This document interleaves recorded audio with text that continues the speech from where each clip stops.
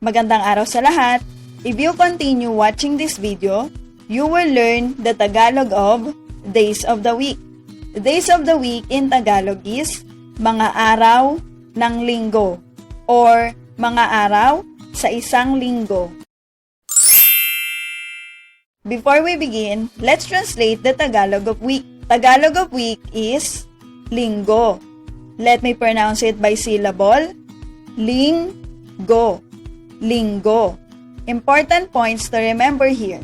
Tagalog word linggo has two translations in English. One is week and two is Sunday. Therefore, linggo in English means either week or Sunday. Linggo. First day of the week is linggo. Let me pronounce it by syllable. Linggo. Linggo. Linggo derived from the Malay word minggu, which also derived from Portuguese word domingo, which both means Sunday. That is why Tagalog of Sunday is linggo. Second day of the week is lunes. Lunes. Lunes. Lunes originated from the word luna, which is the Spanish word of moon. Therefore, Tagalog of Monday is lunes. Third day of the week is martes. Martes. Martes. Martes originated from the word Mars, which is the name of the planet Mars and the god of war. Therefore, Tagalog of Tuesday is martes. Fourth day of the week is Miyerkules. Let me pronounce it by syllable. Mi-yer-ku-les. Miyerkules.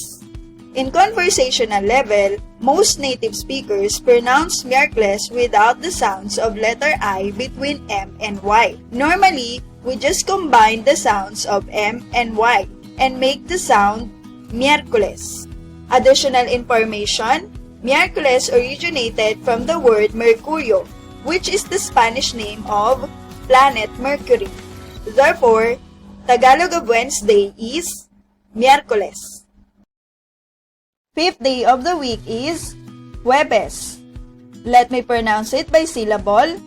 Huwebes. Huwebes. However, in normal conversation, most native speakers omit the sounds of letter U and just combine the sounds of H and W and pronounce Huwebes as Huwebes.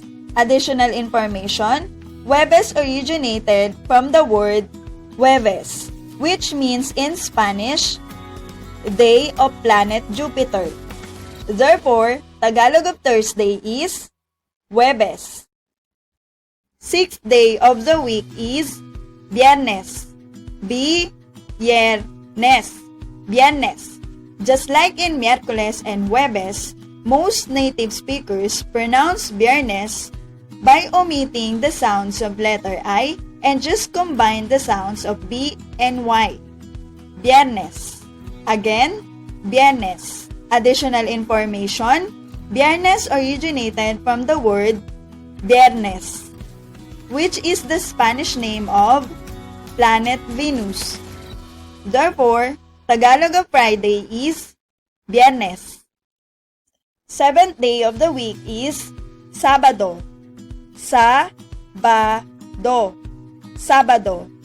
Sabado originated from the word Sabbath, which comes from Hebrew verb Shabbat, which means to rest from labor. Therefore, Tagalog of Saturday is Sabado. That's it. I hope you learned something from this lesson. Salamat po. By the way, if you enjoyed this video, please let me know in the comment section below. What is your biggest takeaway? And make sure to subscribe and click the bell button to see the future videos. Salamat po!